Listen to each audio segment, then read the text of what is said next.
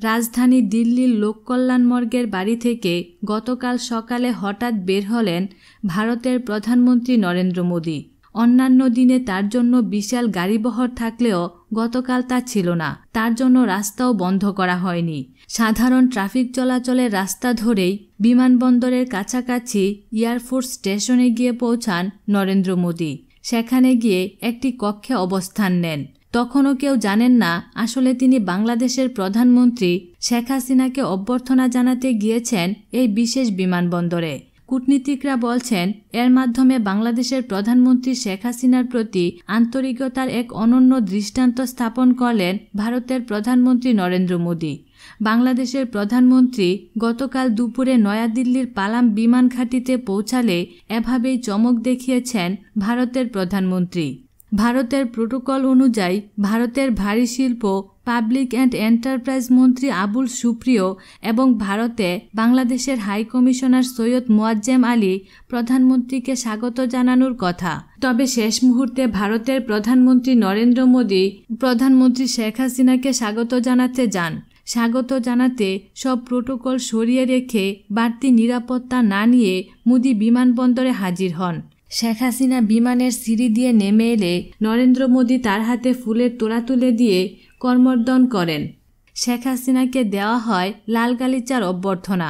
পরে ভারতের পররাষ্ট্র মন্ত্রণালয়ের মুখপাত্র গোপাল বাগলে এক টুইটারে লিখেছেন, একজন ঘনিষ্ঠ বন্ধুর জন্য উষ্ণ অভ্যর্থনা।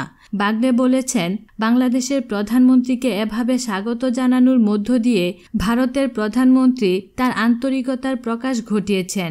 নয়াদিল্লিতে বাংলাদেশের হাই কমিশনের প্রেস মিনিস্টার ফরিদ হোসেন সংবাদ মাধ্যমকে বলেন, কূটনীতিতে অনেক সময়ই বিশেষ ধরনের বহিঃপ্রকাশ ঘটে থাকে।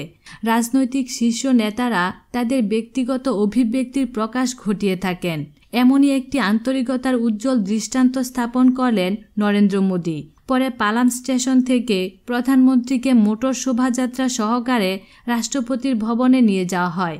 সফরকালে প্রধানমন্ত্রী সেখানেই অবস্থান করবেন। শেখ হাসিনার হাতে ফুল তুলে দেওয়া ছবি টুইট করে মোদী লিখেন, বাংলাদেশের প্রধানমন্ত্রীকে স্বাগত জানাতে পেরে তিনি আনন্দিত।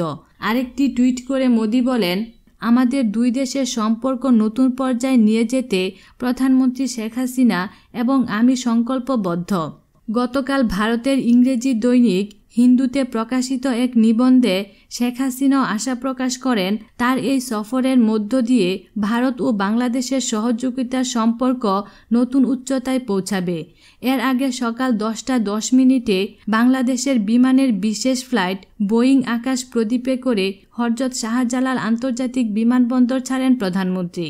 শিল্পমন্ত্রী আমির হোসেন আমু, সড়ক পরিবহন ও সেতুমন্ত্রী ওবায়দুল কাদের, জাতীয় সংসদের চিফ হুইপ আসম ফিরোজ এবং 3 বাহিনীর প্রধানসহ উচ্চপদস্থ কর্মকর্তারা প্রধানমন্ত্রীকে বিমানবন্দরে বিদায় জানান।